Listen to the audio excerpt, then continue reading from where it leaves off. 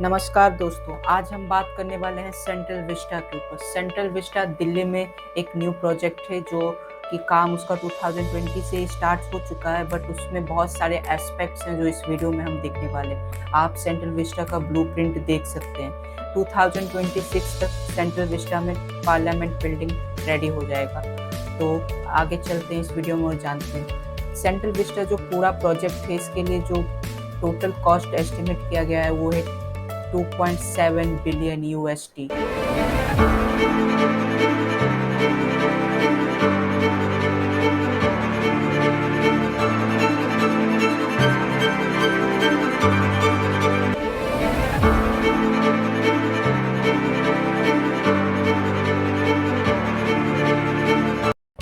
तो अब हम सेंट्रल विस्टा के बारे में जानने वाले हैं। सेंट्रल विस्टा आप समझ सकते हैं कि दिल्ली का वो एरिया जहाँ पे अभी पार्लियामेंट सारे ऑफिसेस हैं इंडियन गवर्नमेंट के। तो सेंट्रल विस्टा का जो इतिहास है वो कुछ इस प्रकार है कि 1911 में ब्रिटिश गवर्नमेंट कैलकाटा में थी उनका मेन ऑफिस, लेकिन वहाँ पे बहुत सारे प्रोटेस्ट के कारण ब्रिटिश गवर्नमेंट को अपना ऑफिस वहाँ से मूव करके दिल्ली को लाना पड़ा, क्योंकि कैलकाटा में बहुत सारे प्रोटेस्ट चल रहे थे ब्रिटिश के खिलाफ। फिर उन्होंने जो ये सेंट्रल विस्टा डिज़ाइन किया था 1911 में, और उसके लिए उन्होंने दो आर्किटेक्ट्स को बुलाया था, एक एडविन लुटियंस एंड एक हार्टब्रेड ब्रैकेट। इन दोनों ने सेंट्रल विस्टा का टाउन या कॉलोनी डिज़ाइन किया था। ये दोनों जो डिज़ाइनर्स थे वो ब्रिटिश से आए हुए थे, और इनका जो इंस्पिरेशन था इस सेंट्रल विस्टा को ड्रॉ करने के लिए, वो उन्होंने दो जगह से इंस्पिरेशन इन्होंने लिया था। एक इंस्पिरेशन इन्होंने लिया था पेरिस से। एक्चुअली अगर आप पेरिस देखिए, पेरिस का पेरिस का जो पार्लियामेंट ऑफिस है उसमें जो किंग्स एंट्रेंस गेट है वो हमारा इंडिया गेट की तरह सिमिलर है। फिर जो सेकंड मोस्ट इंस्पिरेशन लुटियंस ने ली थी वो वाशिंगटन डीसी से थी। इसमें आप जो मेन एंट्रेंस देख रहे हैं, जो कर्तव्य पथ अभी हम कहते हैं, वो 3.5 किलोमीटर्स का है, जो कि वाशिंगटन डीसी का भी जो मेन रोड है वो भी 3.5 किलोमीटर का है। फिर अदर ज्योमेट्रिकल रीजन्स भी आप देख सकते हैं, दो कॉर्नर वे हैं, बैक साइड में दो कॉर्नर वे हैं। फिर वाइस वर्सा अगर आप देखें तो व्हाइट हाउस जिस साइड में है उसके वाइस वर्सा साइड में हमारे राष्ट्रपति भवन है। तो एक्चुअली उन्होंने इंस्पिरेशन लेके एकदम फोटोकॉपी नहीं कर दिया था, थोड़ा खुद का ब्रेन लगा के उन्होंने उसको प्लेस चेंज करके बनाया ताकि अलग थोड़ा दिखे। इसके बाद पार्लियामेंट जब हमारा बन गया 1927 में, उसके बाद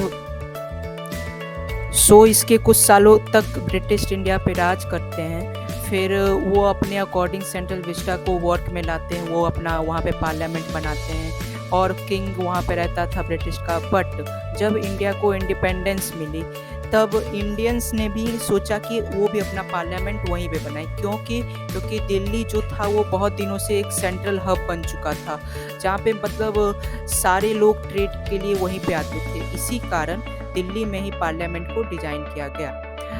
लेकिन अब प्रॉब्लम ये थी कि जो ऑफिसेस पहले अलग वर्क करते थे उनको चेंज कर दिया गया। जैसे बहुत सारे ऑफिसेस थे, जैसे राष्ट्रपति भवन जो पहले था वो वाइस हाउस था पहले, उसको राष्ट्रपति भवन में चेंज किया गया। एंड ऐसे ही बहुत सारे हाउसेस को चेंज किया गया, जैसा कि आप देख सकते हैं। लेकिन अब हम बात कर रहे हैं कि इंडिया को न्यू पार्लियामेंट बिल्डिंग की ज़रूरत क्यों है, और ये जो न्यू प्रोजेक्ट है सेंट्रल विस्टा का, जो हमारे प्रधानमंत्री नरेंद्र मोदी ने इंट्रोड्यूस कराया है, इसमें और क्या क्या होने वाला है, एंड इसके डिटेल वाइज हम बात करेंगे, और इसके अंदर जो थीम्स रहने वाले हैं, और इसका जो 3D या ब्लूप्रिंट वीडियो जो ऑफिशियली अनाउंस किया गया है वो भी मैं आपको दिखाऊंगा। तो चलते हैं। राष्ट्रपति भवन के पास जो पार्क्स हैं वो सोशल व्यू के लिए हमेशा से रहते हैं, खास करके 26 जनवरी के डे परेड देखने के लिए यहाँ पे बहुत सारे लोग आते हैं। लेकिन खास करके जो बिल्डिंग्स हैं जिनका ओरिजिन किसी और काम के लिए हुआ था, अभी वो कुछ और कामों के लिए यूज हो रहे हैं, उनमें से आता है सेक्रेटेरिएट बिल्डिंग। सेक्रेटेरिएट बिल्डिंग को आप इस तरह से समझ सकते हैं, इसमें बहुत सारे मिनिस्ट्रीज ऑफ इंडिया के जितने भी मिनिस्ट्रीज हैं उनका ऑफिस यहीं पे रहता है। बट अभी फ़िलहाल कुछ सेक्रेटेरिएट बिल्डिंग राष्ट्रपति भवन से बहुत दूर-दूर है। इसमें परेशानी ये हो जाती है कि वहाँ पे जाने के लिए ट्रैवल कॉस्ट ज़्यादा लगता है दिल्ली में, और ट्रैफ़िक भी बहुत ज़्यादा रहता है इस कारण। तो जो न्यू सेंट्रल विस्टा का जो प्रोजेक्ट है, इसमें ऐसा रिकॉग्नाइज़ किया गया है कि सारे सेक्रेटेरिएट बिल्डिंग्स जो रहेंगे, वो सारे सेक्रेटेरिएट बिल्डिंग एक ही जगह पे फ़ोकस्ड रहेंगे, ताकि जो ट्रैफ़िक है उसको कम किया जा सके और लोगों को सुविधा हो एक से दूसरे सेक्रेटेरिएट बिल्डिंग में एंट्रेंस करने के लिए। और जो पुराना हमारा पार्लियामेंट हाउस था, उसमें जो सीट्स थे वो भी कम हैं। एक्चुअली उसी के नज़दीक एकदम राइट हैंड साइड में हमारा न्यू पार्लियामेंट बिल्डिंग बनने जा रहा है। हमारा जो न्यू पार्लियामेंट बिल्डिंग है वो एक्चुअली ट्रायंगुलर शेप का है, और लेकिन ये बहुत सारे रिलीजियस सिंबल्स को दर्शाता है, और ये इंटरली ऐसा थीम हुआ है कि आप इसमें बहुत सारे इंडिया के कल्चर्स देख सकते हैं। जो हमारा पुराना पार्लियामेंट बिल्डिंग है, उसमें कॉमन हॉल जो आपको बीच सेंटर में दिखता है, एक सर्कुलर वो है। फिर इसमें 120 डिग्रीज के कोर्ट यार्ड्स हैं जो कि खाली रहते हैं, एंड लोकसभा, राज्यसभा और एक लाइब्रेरी है। लेकिन जो हमारा न्यू पार्लियामेंट बिल्डिंग होगा, उसमें वो 3 लेयर्स से बॉन्ड रहेगा, एंड इसमें राज्यसभा एंड लोकसभा 2 रहेंगे। इसमें से सीटिंग स्पेस जो है वो ज़्यादा रहेगा। इसमें सिर्फ एक ही कोर्टयार्ड रहेगा, एंड जो चैम्बर्स रहते हैं एरिया के, वो बहुत ही हाई सिक्योरिटी लैस होंगे। लोकसभा एंड राज्यसभा में जो सीटिंग के नंबर्स है वो मैं आपको आगे चल के बताऊँगा। और साथ ही साथ अब हम 3 मिनट का एक वीडियो देखने जा रहे हैं, जिसमें इंडियन गवर्नमेंट ने बताया है कि क्या-क्या कारण है कि न्यू पार्लियामेंट बिल्डिंग की हमको ज़रूरत है। उसका पूरा डिटेल्स उस वीडियो में आप देख पाएँगे। उसके बाद मैं इसको अच्छे से एक्सप्लेन करूँगा, तो चलिए देखते हैं।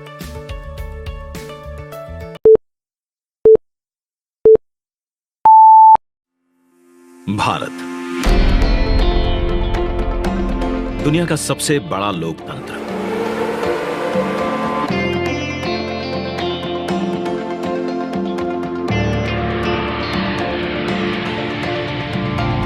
इस लोकतंत्र का मंदिर है संसद भवन, जहां होती है जन जन की आकांक्षाओं पर चर्चा और देश के भविष्य की दिशा तय। मौजूदा संसद भवन को बनाया गया था 100 साल पहले।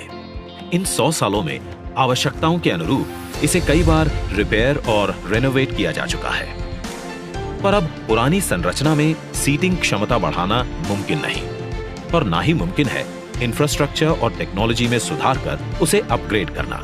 इसीलिए आज नया संसद भवन एक विकल्प नहीं, बल्कि 21वीं सदी के नए और आत्मनिर्भर भारत के लिए जरूरत बन गया है। एक भारत श्रेष्ठ भारत की भावना को संजोए नया संसद भवन फैला होगा 64,500 वर्ग मीटर के विशाल एरिया में, जिसका निर्माण 21 महीनों यानी कि आजादी की 75वीं सालगिरह तक संपन्न कर लिया जाएगा। और इसे खास बनाएगा हमारी सांस्कृतिक विविधताओं से प्रेरित इसका त्रिभुजाकार डिजाइन, जिसे बेहतर स्पेस मैनेजमेंट के लिए भूकंपरोधी सिस्टम के मुताबिक Z और Z+ लेवल की सुरक्षा सुनिश्चित करने, इको फ्रेंडली ग्रीन कंस्ट्रक्शन से बिजली खपत को 30% तक कम करने और अगले 150 से ज्यादा सालों की जरूरतों पर खरा उतरने के लिए बनाया जाएगा। नए संसद भवन की कुल सीटिंग क्षमता पहले के मुकाबले 150% से भी अधिक होगी। मतलब अब लोकसभा कक्ष में 888, राज्यसभा कक्ष में 384, जबकि संयुक्त संसद अधिवेशन में 1272 सांसदों की सीटिंग क्षमता होगी। साथ ही डिजिटल इंटरफेस और आधुनिक सुविधाओं से युक्त होंगे सांसद कार्यालय, और लोकसभा और राज्यसभा हॉल होंगे हाई क्वालिटी ऑडियो वीडियो और हर एक डेस्क इलेक्ट्रॉनिक गैजेट से लैस। इसके अलावा यहाँ पर होगा भारत की भव्य विरासत को दर्शाता संविधान हॉल, पुस्तकालय, समिति कक्ष और भोजन क्षेत्र। मतलब कि नया संसद भवन होगा 130 करोड़ देशवासियों की आशाओं को नई बुलंदियां देने वाला, हमारे देश के मजबूत लोकतंत्र को नए आयाम देने वाला, क्षेत्रीय कला, कौशल और कारीगरी की अद्भुत झलकियों को अपने कण कण में समाने वाला, और विशाल स्पेस और चेंबर्स से कहीं बढ़कर हमारे देश के विराट लोकतांत्रिक लक्ष्यों को साकार करने वाला।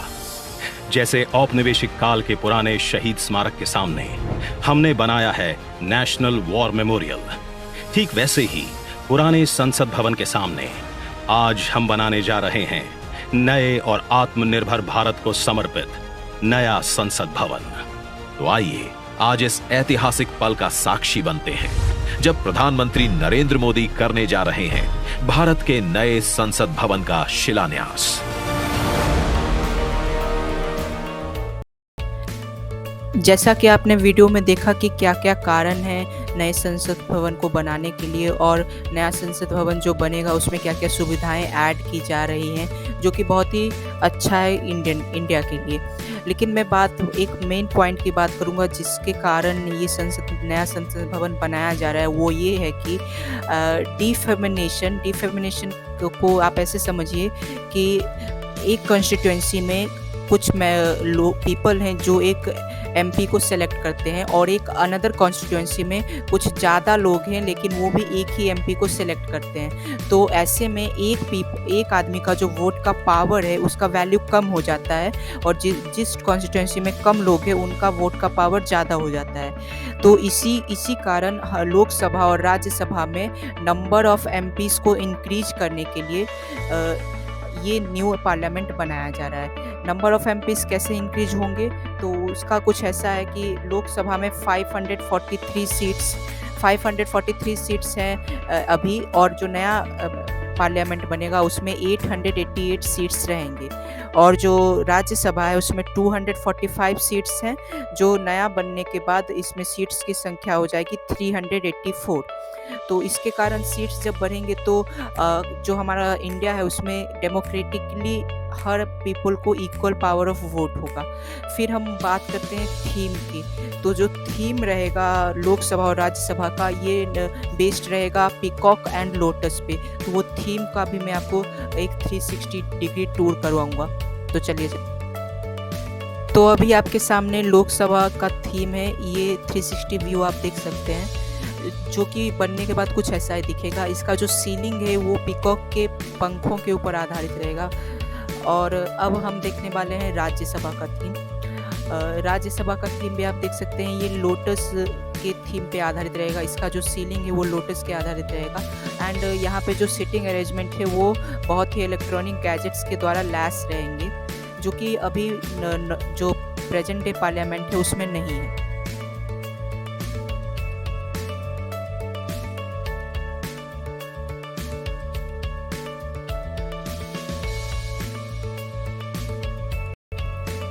सेंट्रल विस्टा के बारे में एक अफवाह उड़ रही है, वो अफवाह क्या है हम देखते हैं। क्या सेंट्रल विस्टा प्रोजेक्ट राजपथ से लगे हुए सार्वजनिक और हरियाली और आवाजाही के क्षेत्रों को कम कर देगा? नहीं, फैक्ट यह है कि राजपथ से लगे हुए प्लॉट्स की सीमाएं सीधी की जाएंगी, जिससे सार्वजनिक हरियाली की जगह लगभग 20,000 वर्ग मीटर तक बढ़ाई जाएगी। सार्वजनिक आवाजाही क्षेत्र रायसीना हिल्स तक बढ़ाई जाएगी। इनमें लगभग 80,000 वर्ग मीटर के नॉर्थ ब्लॉक और साउथ ब्लॉक के राष्ट्रीय संग्रहालय के रूप में सम्मिलित किया जाएगा। इस तरह सार्वजनिक हरियाली और आवाजाही के क्षेत्रों में लगभग 1 लाख वर्ग मीटर तक बढ़ाया जाएगा। तो ये बहुत अच्छी बात है house ministry of urban affairs की तरफ से। एक दूसरा फैक्ट है, वो भी आप सुन लीजिए। Central Vista facts. जगह का स्वरूप। क्या सेंट्रल विस्टा प्रोजेक्ट वर्तमान स्थान का स्वरूप काफी हद तक बदल देगा? नहीं, यह प्रोजेक्ट सेंट्रल विस्टा के मूलभूत स्वरूप को नहीं बदलेगा, जैसा कि इस प्रोजेक्ट प्रस्ताव के वीडियो में दर्शाया गया है। पदयात्रियों के लिए अनुकूल सुलभ राजपथ, नवीनीकृत लॉन्स, संरक्षित जामुन वृक्ष, संरक्षित जामुन वृक्ष, जनता एवं विक्रेताओं के लिए नहर के किनारे अनेक सुविधाएं। वाह, एक्चुअली यही गवर्नमेंट को करना चाहिए, नवीनीकृत लॉन्स, टूरिज्म यहाँ पे बढ़ सके। पार्किंग के लिए पर्याप्त व्यवस्था। अब क्या आएगा? केंद्रीय सचिवालय, ministry of housing and urban affair.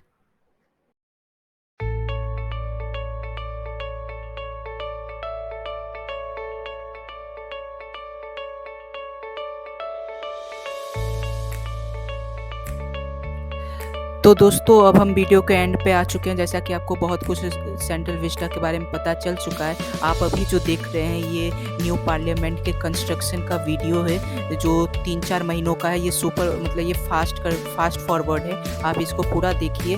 और मैं सिर्फ यही कहना चाहूँगा कि अगर आपको ये वीडियो अच्छा लगता है तो आप हमारे चैनल को सब्सक्राइब, लाइक एंड आप क्या सोचते हैं सेंट्रल विस्टा के बारे में? क्या आपको लगता है कि इससे भारत और भी स्ट्रॉन्ग होगा, या आपको लगता है कि नहीं ये गवर्नमेंट को नहीं करना चाहिए? ये बात हमें आप अपने कमेंट सेक्शन में ज़रूर बताइए ताकि हम आपकी राय जान सके। दूसरी बात, ये आप देख सकते हैं कितना फास्ट फॉरवर्ड यहाँ पे काम चल रहा है। और आप ये मत सोचिए कि यहाँ पे जो पेड़ पौधों को काटा गया है उनको नहीं लगाया जाएगा। उनको अगर एक पेड़ कट रहा है तो उसके बदले 10 पेड़ों को लगाया जाएगा यहाँ पे। और सेकेंड थिंग मैं ये कहना चाहूँगा कि 2026 तक ये पार्लियामेंट बिल्डिंग कंप्लीट हो जाएगा। देन बस अब आप देखिए क्या होता है।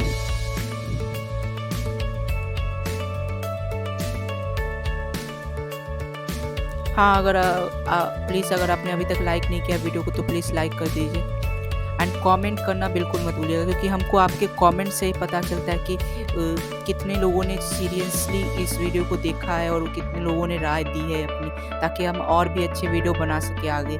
और अगर आप हमें कोई वीडियो टॉपिक सजेस्ट करना चाहें तो वो भी आप हमें कमेंट सेक्शन में सजेस्ट कर सकते हैं। तो मेरा नाम है राज सिंह और मैं आपसे विदा लेता हूँ। आप इस वीडियो को अभी देख सकते हैं, थोड़ा सा और भी है ये, तो ठीक है, बाय।